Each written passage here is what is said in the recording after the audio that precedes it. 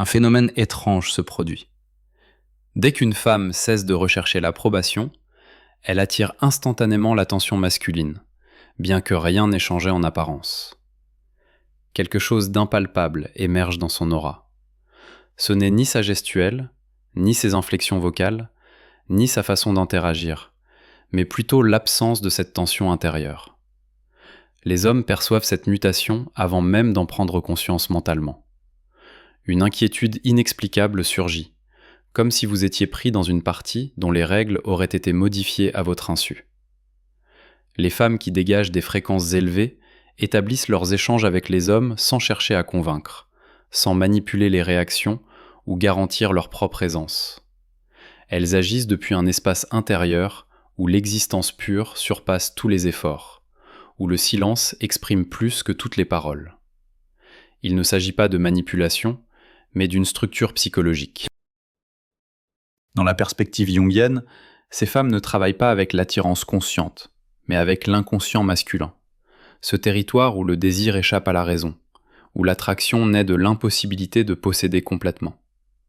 Voilà pourquoi certains hommes s'approchent avec confusion, d'autres s'éloignent avec anxiété, d'autres encore demeurent attachés émotionnellement, même après des années de séparation.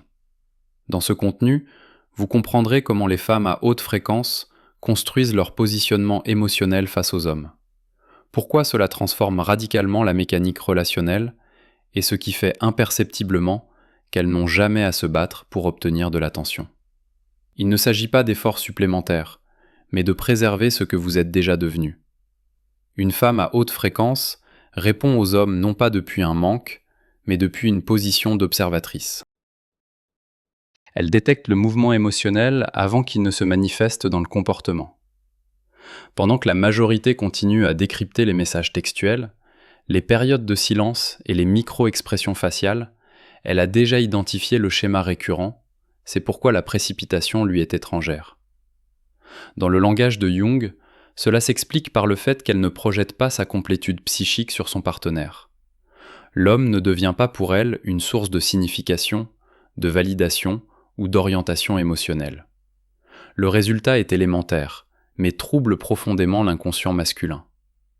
Elle n'a pas besoin qu'il corresponde à quelque critère que ce soit pour maintenir son intégrité intérieure.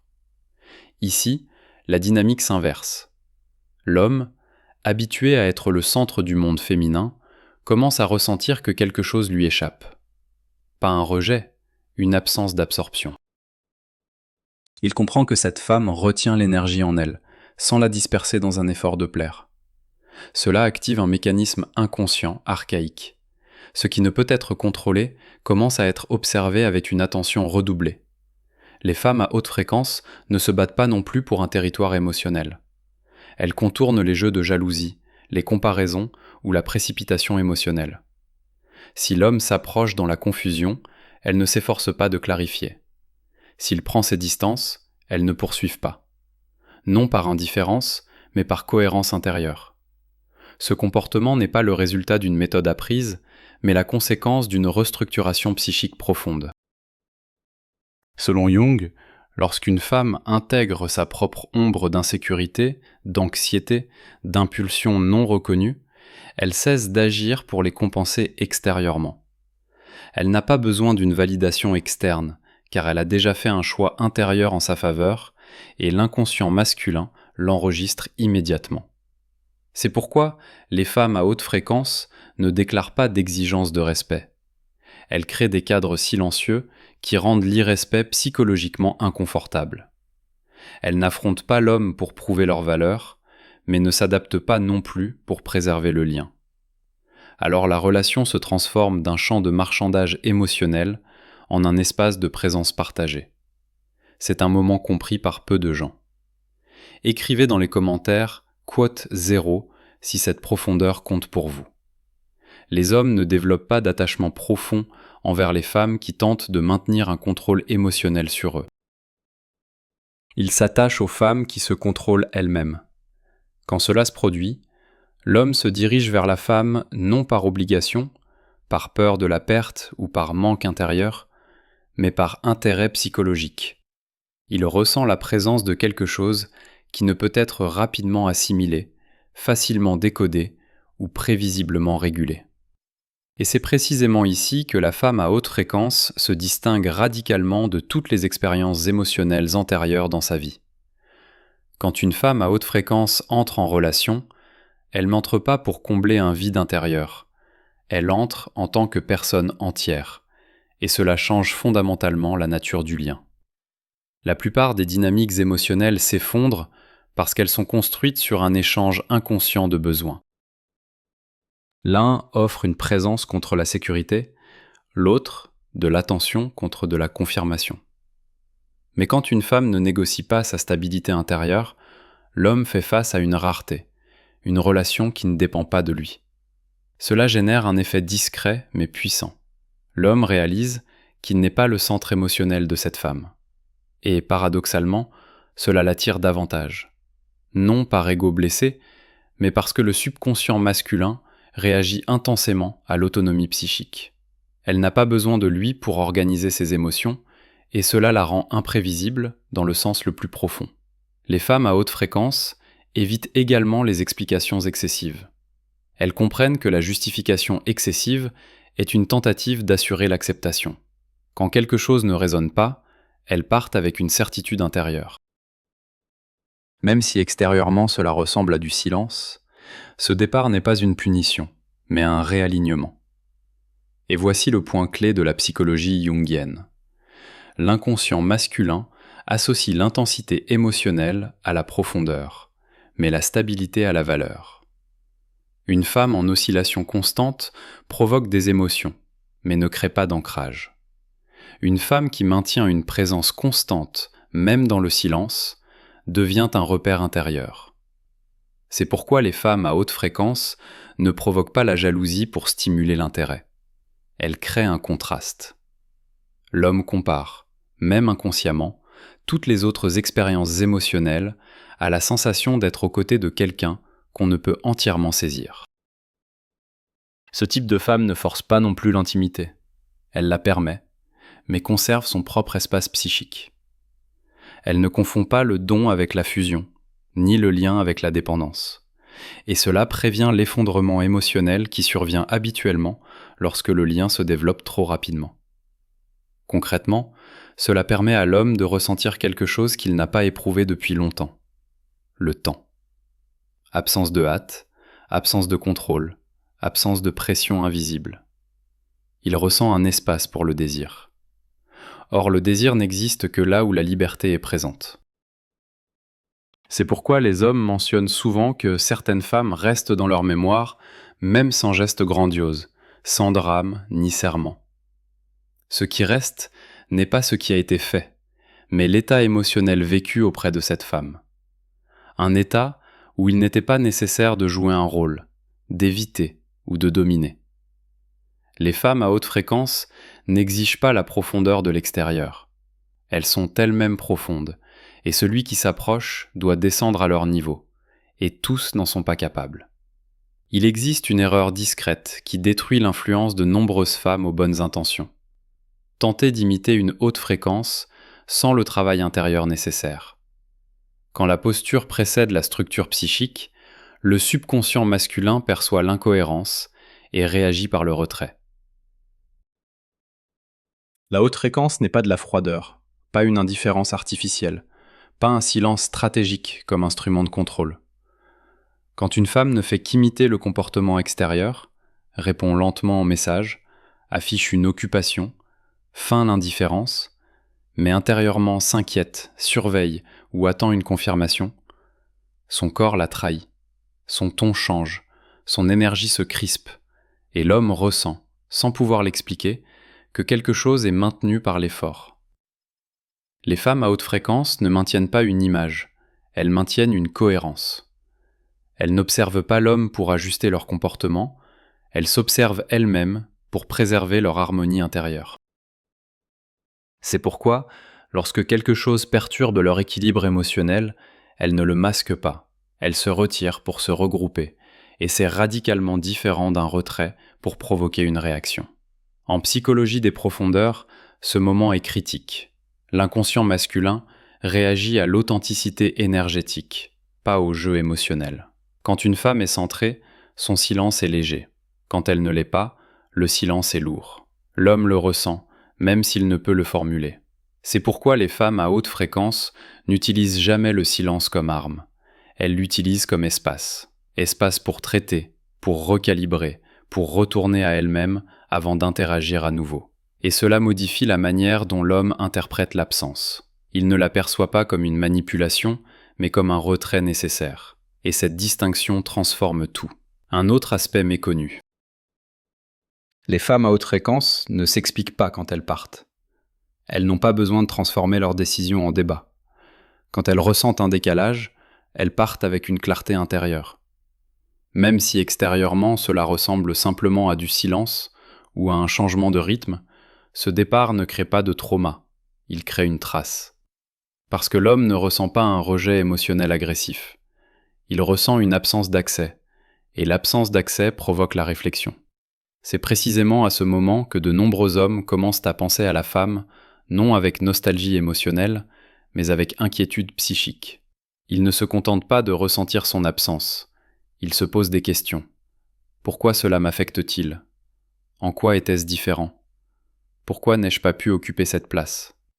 Ces questions n'apparaissent pas quand une femme tente de rester dans les mémoires. Elles apparaissent quand une femme ne tente rien. Écrivez dans les commentaires « silence » si vous comprenez la puissance de l'absence d'action. Un autre point important.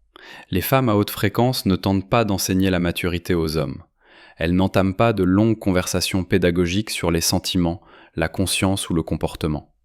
Elles savent que la maturité ne se transmet pas par les mots. Elle se manifeste par la présence. L'homme soit mûrit face à elle, soit se sent trop petit pour rester. Les deux résultats sont naturels. Cela explique aussi pourquoi ces femmes attirent des hommes qui traversent une transformation psychique, des hommes qui s'éloignent d'anciens schémas, mais n'ont pas encore formé une nouvelle structure intérieure. Ces hommes s'approchent, ressentent, reculent, reviennent non parce qu'ils jouent, mais parce qu'ils sont encore en réorganisation. Et la femme à haute fréquence n'accélère pas ce processus. Elle ne tire pas, ne pousse pas. Elle maintient un champ. Cette constance discrète transforme au maximum non par pression, mais par contraste. Plus l'homme interagit avec ce type de présence, plus il lui devient difficile de retourner vers des relations où tout est prévisible, réactif ou chaotique. Même s'il part, quelque chose en lui a été restructuré, et cela ne se défait pas facilement. Il existe une différence fondamentale entre une femme émotionnellement libre et une femme qui s'est simplement distanciée pour ne pas ressentir. Et c'est précisément ici que de nombreuses interprétations superficielles perdent leur sens. Les femmes à haute fréquence ressentent profondément. Elles ne sont pas anesthésiées. Elles n'évitent pas les liens. Ce qui a changé n'est pas l'incapacité de ressentir, mais la manière de gérer leurs sentiments. Quand quelque chose touche une telle femme, elle ne court pas vers un autre pour se soulager. Elle retient les émotions en elle jusqu'à ce qu'elles se calment. Cela crée un type rare de stabilité intérieure. Les émotions ne se transforment pas en actions automatiques, et ce moment est critique dans les relations avec les hommes. La plupart des dynamiques problématiques surviennent lorsque les émotions exigent une sortie immédiate. Messages impulsifs, explications inappropriées, conversations commencées pour soulager l'anxiété, pas pour clarifier la situation. Les femmes à haute fréquence interrompent ce cycle en elles-mêmes. Elles ne répriment pas, elles métabolisent. Concrètement, cela fait que l'homme n'a jamais accès direct au chaos intérieur de la femme. Non parce qu'elle le cache, mais parce qu'elle ne transforme pas la turbulence en connexion. L'homme n'entre pas en relation pour réguler les émotions d'autrui. Il entre en relation pour partager une présence. Cela change radicalement le type d'attachement qui se forme. Au lieu d'un attachement de nécessité, naît un attachement de reconnaissance. L'homme ne sent pas qu'il est nécessaire pour maintenir la femme. Il sent qu'il est invité à marcher aux côtés de quelqu'un qui se maintient déjà. Et cela défie profondément l'ego masculin immature, car de nombreux hommes ont appris à ressentir leur valeur à travers la nécessité.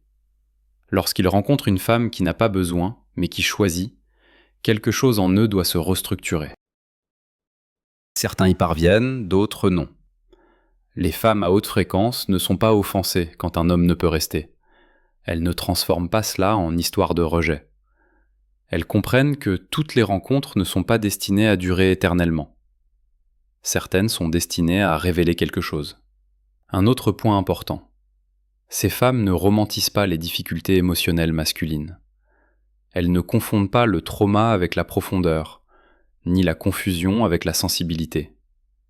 Si un homme est constamment en conflit intérieur, oscille constamment, promet constamment des changements sans les soutenir par des actions, elles ne placent pas d'espoir. Elles investissent leur présence et observent. L'observation est silencieuse, mais implacable.